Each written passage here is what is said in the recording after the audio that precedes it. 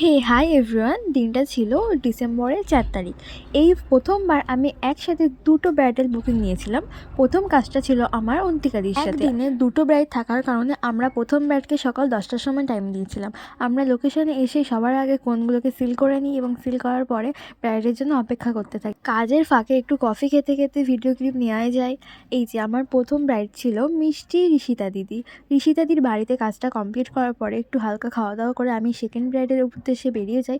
আর second ব্রাইডে আমার partner ছিল Sayantika. Second লোকেশনে টাইম দেওয়া ছিল 5টা, কিন্তু আমাদের যেতে এবং কাজ শুরু করতে করতে প্রায় 6:30 বেজে গেছিলো। সেকেন্ড লোকেশনে আমাদের ব্রাইড ছিল সুনন্দাদি। সুনন্দাদির বাড়িতে একটা আলাদাই মহল ছিল মেহেন্দির। ফ্রন্টের কাজটা কমপ্লিট করে আমরা দিদিকে প্রোগ্রাম অ্যাটেন্ড করার জন্য ছেড়ে দিই এবং সেই ফাঁকে আমরা দিদিদের বাড়িতে রাতের ডিনারটা সেরে নিই।